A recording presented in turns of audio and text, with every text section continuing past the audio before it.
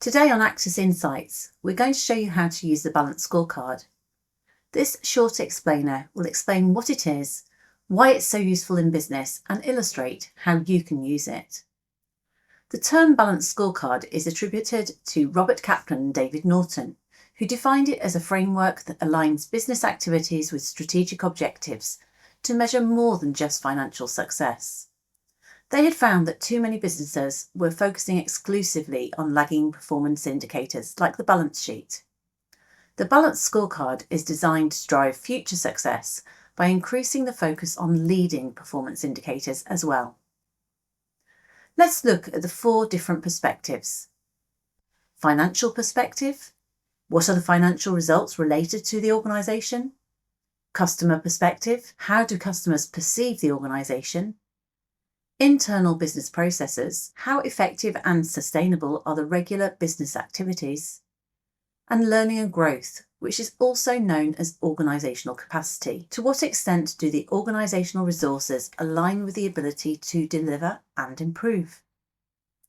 The Balanced Scorecard offers a holistic approach to strategic execution, ensuring that businesses are investing in the people, processes and innovations that will lead to sustainable success.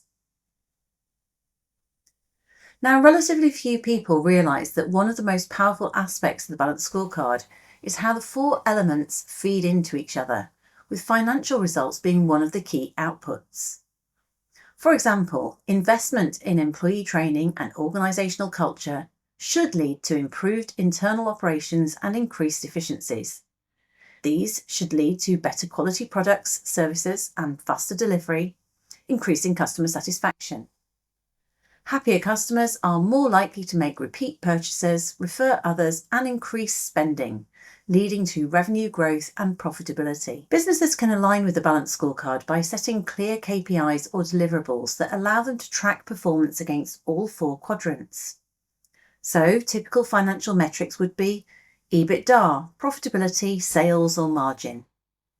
Customer metrics might be Net Promoter Scores, market share, breadth or reach of offering. Process measures might include Lean or Six Sigma metrics, governance or compliance, system efficiencies or health and safety measures. Learning and growth might be about availability of specific skills or knowledge, training and development, talent retention, engagement or progression. Anything that develops the capability of the organisation or those within it. If you found this Actus Insight useful, please share and follow us on YouTube, LinkedIn or the social platform of your choice to make sure you get immediate access to our extensive catalogue of valuable business insights.